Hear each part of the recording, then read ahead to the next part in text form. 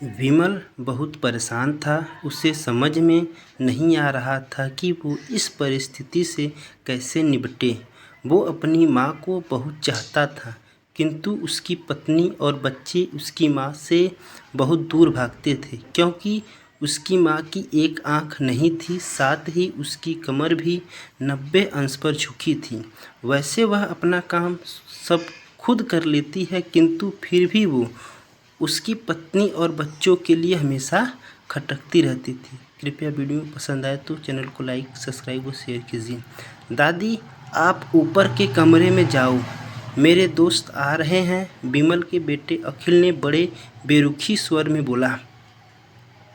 पर बेटा, मैं तो यहाँ बहुत दूर बैठी हूँ, विमल की माँ ने बहुत प्यार से बोला। नहीं, आप उनके सामने मत रहो, वो मुझे चिढ़ाते हैं, अखिल ने जोर से डांटते हुए कहा। क्या हुआ अखिल, क्यों चिल्ला रहे हो? विमल की पत्नी कामनी ने किचन से ही आवाज़ लगाई। देखो न माँ, ये दादी यहीं ड्राइंग रूम में बैठी है और मेरे दोस्त आ रहे हैं, अखिल ने शिकायत भरे लफ्ज़े में कहा। माँ जी, आप ऊपर चली जाओ, क्यों हम लोगों को लजवाती हो? कामनी ने बेटे का पक्ष लेते हुए बोला। बेचारी सरस्वती चुपचाप उठकर जीने के सहारे ऊपर जाने लगी। कमर झुकी होने के कारण उन्हें ऊपर चढ़ने में बहुत परेशानी हो रही थी, किंतु वो पूरी ताकत से ऊपर के एक अकेले कोने वाले कमरे में जाकर बैठ गई। विमल बाजू के कमरे से सब सुन रहा था। उसे कष्ट हो रहा था कि उसकी माँ को अपमानित होना पड़ रहा है, किंतु वो असहाय था। अगर वो कुछ कहता है तो पत्नी और बच्चे उनका विरोध करने लगते हैं। दूसरे उनके तर्क भी सही है। चूँकि वो एक प्रशासनिक अधिकारी था, उसका सामाजिक स्तर बहुत ऊंचा था, उसकी ससुराल भी एक उच्च घराने में थी, अतः वह चुपचाप इस तरह हर दिन अपनी माँ को अपमानित होते देखता रहता था। रात को विमल की पत्नी ने कहा, देखो जी, अब कुछ करो। कल कलेक्टर साहब की पत्नी आई थी, माँ जी अपनी देसी धुंधार में उनसे मिली। मुझे बहुत शर्म आ रही थी बताते हुए कि ये मेरी सास हैं। मैंने कह दिया कि दूर की रिश्तेदार हैं, इलाज कराने आई हैं। विमल को रोना आ गया, किंतु फिर भी वह चुपचाप रहा। उसे समझ में नहीं आ रहा था कि वो क्या करे। अपने बेटे की मन स्थिति को सरस्वती अच्छी तरह से जानती थी और बेटे को कोई कष्ट न हो, इसीलिए वो हर बात को चुपचाप सह लेती थी। विमल बहुत उदास रहने लगा। एक तरफ परिवार और सामाजिक स्तर पर जीने की प्रतिबद्धता थी, तो दूसरी ओर माँ। आखिर माँ से अपने बेटे की यह हालत नहीं देखी गई। एक दिन उसने अपने बेटे से कहा, विमल, बहुत दिन हो गए हैं, मैं अपने गांव जाना चाहती हूँ, मुझे वहाँ पहुँचा दो, मेरा यहाँ मन नहीं लग रहा। किंतु माँ, वहाँ तो कोई नहीं है, तुम्हारी देखभाल कौन करेगा? विमल ने आश्चर्य से पूछा। अरे सब गांव वाले तो हैं, और वो तुम्हारे मामा जी तो उसी गांव में रहते हैं, और फिर हम सारी व्यवस्थाएं कर आएंगे न। कामनी को तो जैसे मन की मुराद पूरी हो गई हो। हाँ बेटा, बहू सही कह रही है, सरस्वती ने लंबी सांस लेते हुए कहा। विमल जानता था कि गांव में माँ कोई देखभाल करने वाला कोई नहीं है, लेकिन अपनी पत्नी की जिद के कारण वह अपनी माँ को गांव छोड़ने पर विवश हो गया।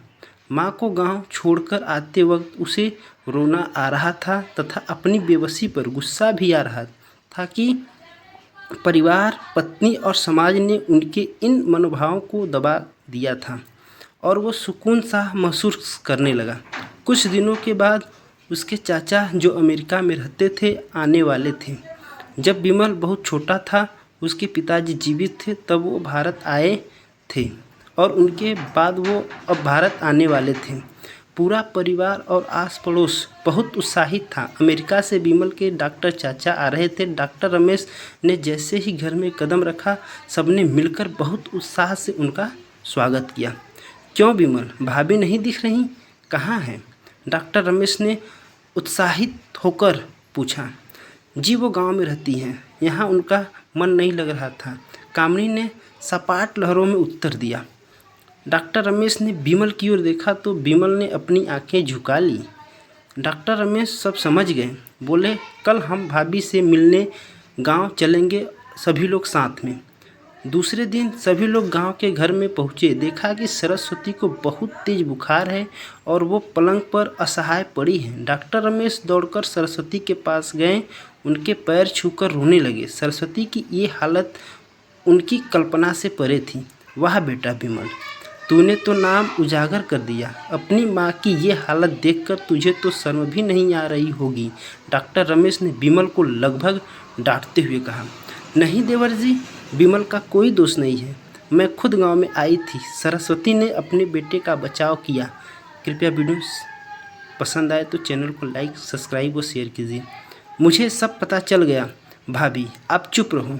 क्यों बहू, तुम्हें अपनी सास की कुरूपता पसंद नहीं है? समाज में तुम्हें नीचा देखना पड़ता है, यही बात है ना? डॉक्टर रमेश ने कामिनी की ओर व्यंग से बोला। कामिनी निरुत्तर होकर विमल को देखने लगी।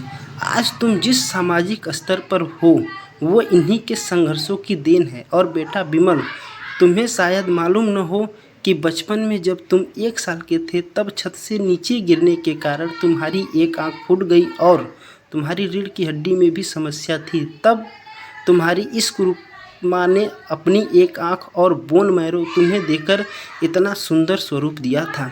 कामिनी बेटा, इतने सालों तक संघर्ष करके बेटे को प्रशासनिक अधिकारी बनाने वाली इस संघर्षशील औरत की तुम लोगों ने यह दशा कर दी है। तुम्हें ईश्वर कभी माफ़ नहीं करेगा। डॉक्टर रमेश की आंखों से अश्रु जलधारा बह रही थी। अब भाभी आप मेरे साथ अमेरिका जाएंगी, यहाँ इन स्वार्थी लोगों के बीच नहीं रहेंगी। डॉक्टर रमेश ने सरस्वती से कहा। विमल को तो काटो तो खून नहीं था।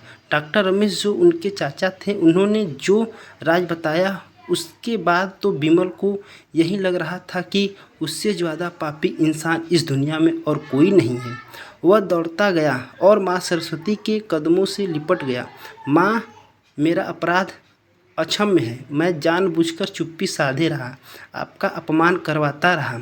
अब सिर्फ आप ही इस घर में मेरे साथ रहेंगी और कोई नहीं। विमल ने आग्नेय दृष्टि से अपनी पत्नी और बच्चों को देखा। कामिनी को भी बहुत पश्चाताप हो रहा था, किंतु उसकी हिम्मत नहीं हो रही थी कि वो सरस्वती से आंख मिलाए। सरस्वती ने कामिनी की मन स्थिति को समझ उसको चुपकारते हुए अपने पास बुलाया और विमल को डांटते हुए कहा, खबरदार, जो मेरी बहू को मुझसे अलग करने की कोशिश की तो मुझे ही घर से निकाल दूंगी। कामिनी और बच्चे ने सरस्वती के पैर पकड़ते हुए अपने व्यवहार पर माफ़ी मांगी और माँ के हृदय ने सबको माफ़ कर दिया। कृपया वीडियो अच्छी लगी हो तो चैनल को लाइक, सब्सक्राइब और शेयर कीजिए।